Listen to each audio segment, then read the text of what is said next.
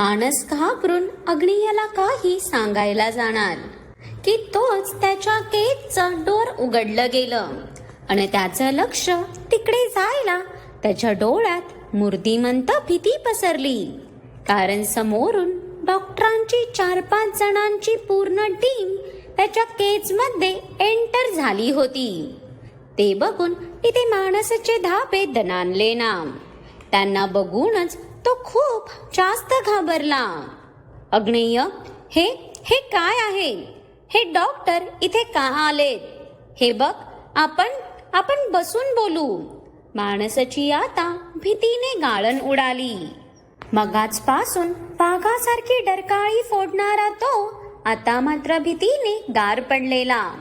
त्याला तर अग्नी त्याचे पाठ काढून विकतो की काय हीच भीती वाटली असेल. अले मेला अच्छा वाला बच्चा डल गया. त्याच्या थोबड्याचा उडालेला रंग बघून विष्णू कुत्सित हसत परत पुढे आला.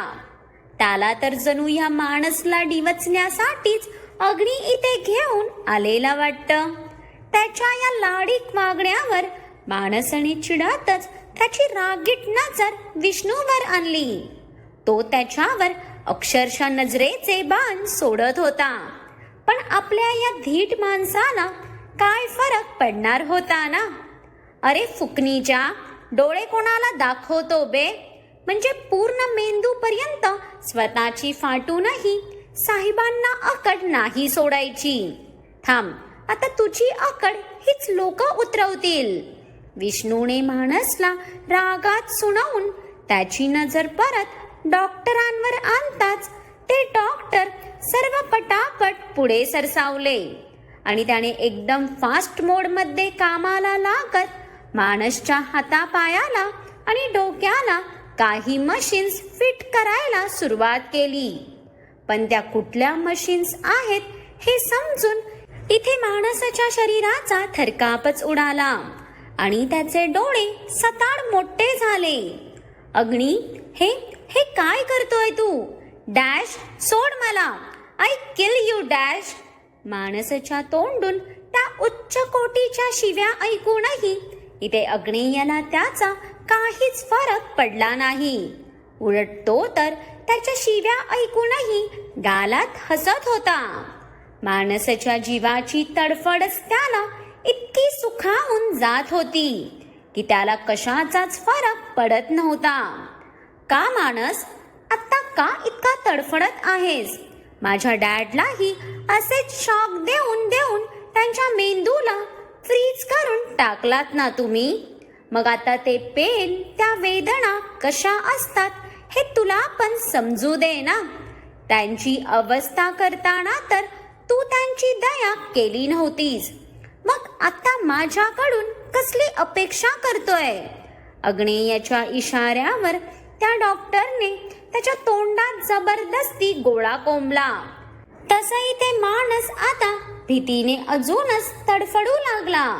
आपल्याबरोबर काय होणार हे जाणून त्याचे हृदय बंद पडायचंच बाकी राहिलेलं. त्याच्या डोळ्यांतून अश्रूंच्या धारा वाहत होत्या. तो कंटिन्यू हातपाय झाडत सुटण्याचा प्रयत्न करत होता. पण ते इतकं सोपं होतं का? डॉक्टरांनी पूर्ण सेटअप करून त्याचा रिमोट अग्नेयाच्या हातात देताच आता मात्र माणसाच्या चेहऱ्यावर मूर्तिमंत भीती पसरली. कारण अग्नेयाच्या त्या भडकलेल्या नजरेत त्याला साक्षात मृत्यूचं दर्शन होत होतं. तो रडत नकारार्थी मान हलवत अग्नेयाला विनवू लागला. पण इकडे अग्नेयाच्या नजरेसमोर त्याच्या डॅडची ती कोमेजून गेलेली शरीर यष्टी उभी असल्याने त्याला माणसाच्या अश्रूंनीही आता काहीच फरक पडणार नव्हता. त्याच्या डॅडला मागचे 24 वर्ष किती मेंटली आणि फिजिकली टॉर्चर केलंय हे डॉक्टरांनी सांगितलेलं त्याला आता आठवताच त्याने क्षणाचाही विलंब न करता त्या रिमोटचं बटन दाबलं. तसा तिथे माणसाला तीव्र झटका बसून त्याचं पूर्ण शरीर लगेच लटपटू लागलं. त्या विद्युत ऊर्जेने त्याला इतकं लपेटून घेतलं की त्याचं शरीर क्षणातच होरपळून निघालं. शेवटी तो शॉक इतका जबरदस्त होता की अवघ्या 1 मिनिटातच माणसने डोळे मिटले. तसा अग्नेयने त्याचे फुललेले श्वास आवरत रागातच चेहरा फिरवला.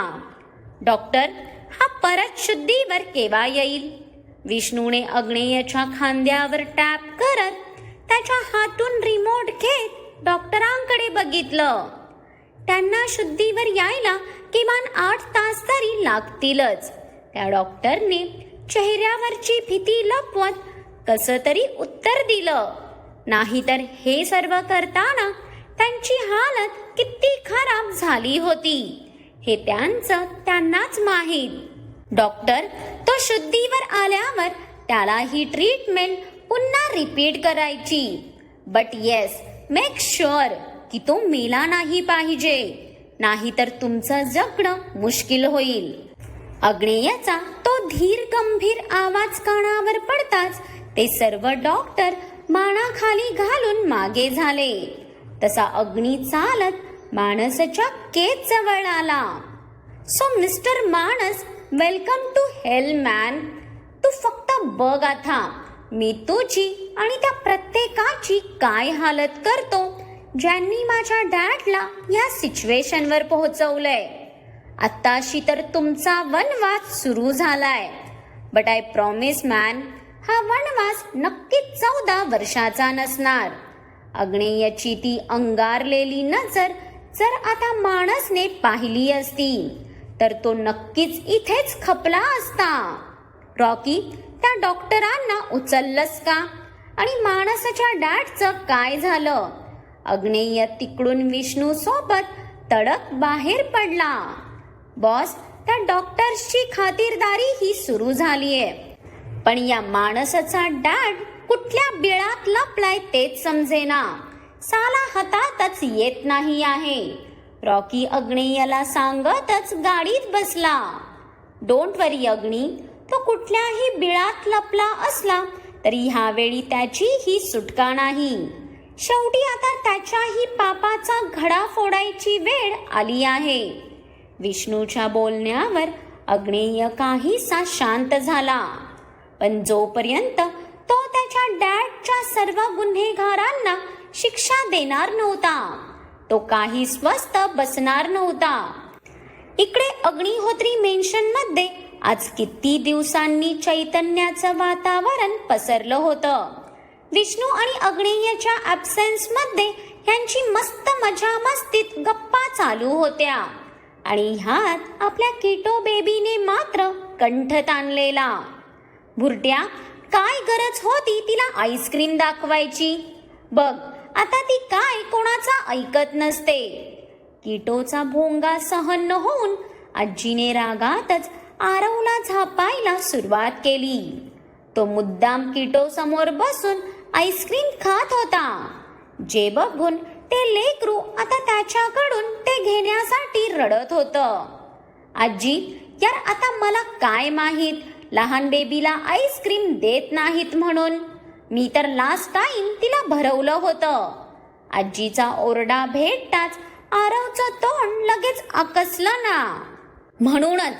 म्हणूनच ती आता रडत आहे. म्हणजे तुझ्या कृपेने तिला आईस्क्रीमची चव समजली आहे. नित्याने आरववर वटारतच त्याच्या पायात घुटमळणाऱ्या जीवाला उचलून घेतलं, पण ती कार्टी ही आगाऊ किती. त्याच्या हातात आईस्क्रीम बघून त्याच्याकडे झेपावत होती. अरे कार्ट्या, त्या लेकराला दाखवून आईस्क्रीम खाल्ल्यावर तुला पचेल तरी का रे? आजीचं डोकं आता या गोंधळाने उठलं होतं. आजी, तिच्या बघण्याने एक वेळ मला पचेलही, पण तू माझ्या आईस्क्रीमकडे बघू नको, नाहीतर ते आत्ताच बाहेर येईल. आरवने आजीलाच उलटा टोमणा मारलेला बघून सियाने नकारार्थी मान हलवत उठून तिच्या लाडोला तिच्याकडे घेतलं आणि ती लिव्हिंग एरियातच इकडून तिकडे फेऱ्या मारत तिला समजवू लागली. भुरट्या, रेड्या, मला हवे असेल तर मी जाऊन फ्रीज मधून घेईन ना, तुला कशाला नजर लावू? आणि माझी नजर इतकी वाईटही नाही की लगेच तुझं खाल्लेलं बाहेर यायला. आजीचं नाक आता रागाने टम्म फुगलं. आजी, फ्रीज लॉक आहे. तुझ्या दहशतीने आम्हाला फ्रीजही लॉक करून ठेवावा लागतोय. डायबिटीज तुला, पण त्याचा त्रास आम्हा सर्वांना. आरवने आजीला बघून नाक मुरडलं. किटो, राजा ते गंदू असतं पिल्लू, ते खाऊ नये.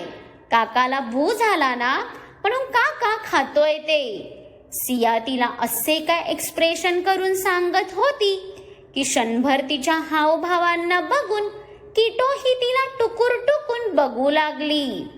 नक्की आपल्या मम्माने आता आपल्याला काय समजवलं ते जणू डोक्यात घोळणं सुरू होतं तिचं. मम काका, पण सियाचं शिकवलेलं डोक्यावरून जाताच आता मात्र मॅडमने आरवच्या हातातल्या बाऊलकडे बघून मोठा भोंगा पसरला. तसा त्या सर्वांनी डोक्यावर हातच मारून घेतला. आरव, राजा तू बेडरूम मध्ये जाऊन खा ना. का त्या लेकराला रडवत आहेस? सुवर्णाही आता आरववर चांगलीच भडकली. बिचार ते एवलूसा जीव त्याच्या मम्माला दमवून सोडत होता. स्वभावाने अगदी अग्नेयावर गेलेली ती. जी गोष्ट हवे ती हवेच असायची. मॉम, झालं माझं. हे बघ, संपलंच.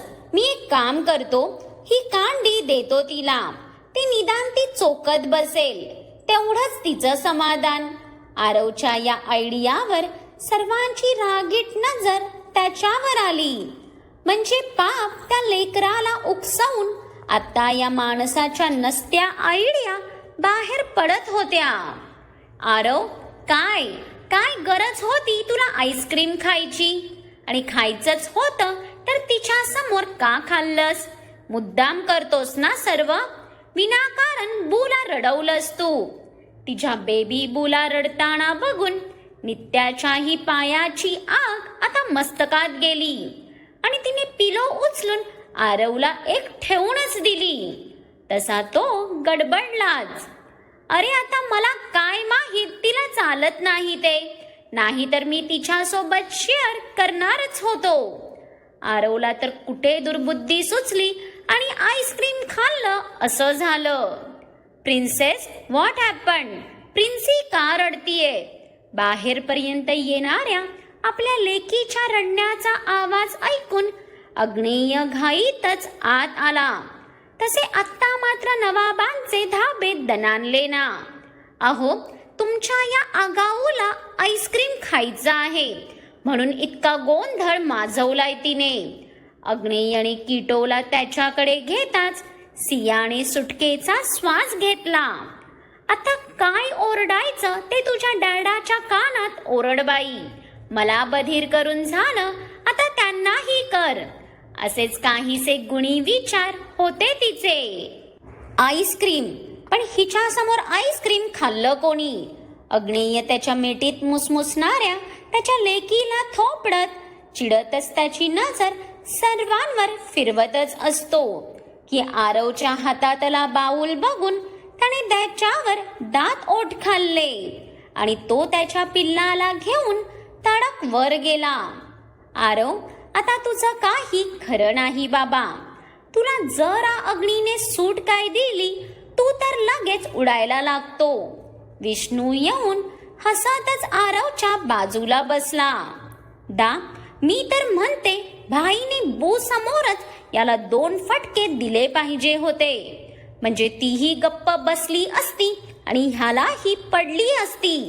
नित्याही रागात केसाला झटका देत वर निघून जाताच इकडे मागे तिला पाहून आरवने मात्र तोंड वेडावलं होतं. हे समोर करायची हिम्मत नाही ना? त्याच्या वाकड्या तोंडाकडे बघून विष्णूला तर हसूच आलं. साहेबांचा मागून ड्रामा सुरू होता. बिग बी, कोण बाबा तिच्या नादी लागेल? तुम्हाला ती समोरून कितीही गरीब वाटत असली तरी माझ्या समोर मांजरी सारखी गुरगुरत बसते, म्हणून असं मागूनच शिव्या घालून मन शांत करावं लागतं. आरव अगदी उदास होत जणू त्याची दुखी व्यथाच सांगत होता. भुरट्या, थांब, मी नित्याला सांगतेच आता, तू तिच्या माघारी काय काय बोलतो ते. आजीने आरवचे नखरे बघत रागातच त्याच्याकडे पाहिलं. आजी, तू तर माझा संसार बसायच्या आधीच तोडायला टपलीये. अगं बाई, दया कर ग ह्या पोरावरही. आरव तर आता आजी समोर सपचल हरला होता. या म्हातारीने एकट्याला नकोसं करून सोडलेलं. कुठल्या जन्माचा बदला घ्यायला ही त्याच्या राशीला आलेली काय माहीत. अहो, माझं बाळ शांत झालं का? थोड्या वेळाने सर्व आवरून सिया जशी वर आली. तिला हे बापलेक बाल्कनीत मस्ती करताना दिसले. तशी तिच्याही ओठांवर स्माईल आली. मगाशी ज्या वादळाने पूर्ण मेन्शन डोक्यावर घेतलेलं ते आता त्याच्या डॅडाच्या मिठीत छान खिदळत होतं. ते बघून सियालाही बरं वाटलं. बदमाश, मगाशी मम्मा शांत करत होती तर ऐकतही नव्हतीस, आणि आता बघा डॅडाचं लगेच ऐकलेलं दिसतंय. तू ना मम्मापेक्षा जास्त डॅडावरच प्रेम करते. मम्मा फक्त काय भूक लागल्यावर आठवते. सिया येऊन लटक्या रागातच त्या दोघांच्या बाजूला बसली. तसं अग्नेयाला तिच्या त्या फुललेल्या गालांचं हसूच आलं. पण डॅडा तर सर्वात जास्त प्रेम मम्मावर करतो हे मम्माला पुरेसं नाही का? अग्नेयने एका बाजूने सियाला मिठीत घेत तिच्या गालावर ओठ टेकवले. तशी सिया बावरलीच. अहो, तिने किटोकडे खुणवत त्याला नजरेनेच दटावलं. तिच्या मुलीच्या बालमनावर तिला परिणाम होऊ द्यायचा नव्हता. पण कोणीतरी ह्या बाईला आठवण करून द्या की ती तिच्यासोबत त्याचीही मुलगी आहे ते. सो तिच्यात त्याचे काही गुण तर इनबिल्डच असणार होते. तिच्या त्या चिडलेल्या एक्सप्रेशनचं त्याला अजूनच हसू आलं. आणा तिला इकडे, आता झोपताना तर मम्माच लागते तिला. सियाने किटोला अग्नीच्या हातून घेत ती उठायला जाणार की तोच अग्नीने तिच्या साडीचं टोक पकडलं. तशी सियाही गालातला हसू आवरत मागे वळली. आज मलाही मम्मा हवे आहे, ते पण खूप जास्त. अग्नेयाची ती कातील नजर बघून सियाने लाजून नजर झुकवली. आधी तुमच्या प्रिन्सीला झोपवते, मग तिच्या डॅडाजवळ येते. सियाला हे बोलतानाही इतकी लाज वाटत होती की ती तडक किटोला घेऊन आत पळाली. तसं मागे इथे अग्नीच्या ओठांवर किती ते मोठं हसू पसरलं. सो आता तुम्हाला मानसला काय शिक्षा भेटतीये हे तर समजलंच आहे, पण अजून खूप काही गोष्टी बाकी आहेत बरं. जेव्हा अग्नी त्याच्या डॅडला घरी घेऊन येईल तेव्हा सुवर्णासोबत बाकीच्यांचे काय रिॲक्शन असतील आणि आत्याला बघूनही आजी कशी रिॲक्ट करेल, हे सर्व पाहण्यासाठी पुढचा भाग आवर्जून पहा. आणि आजचा भाग जर तुम्हाला आवडला असेल तर लाईक करा आणि कमेंट्स करूनही मला आवर्जून कळवा. आणि तुमच्या खूप साऱ्या फ्रेंड्ससोबत ही स्टोरी शेअर करा. आणि ज्यांनी कोणी अजून माझ्या चॅनलला सबस्क्राईब नाही केलं त्यांनी आठवणीने सबस्क्राईब करा, कारण लवकरच तुम्हाला माझी नवीन स्टोरी ही पाहायला आणि वाचायला मिळेल.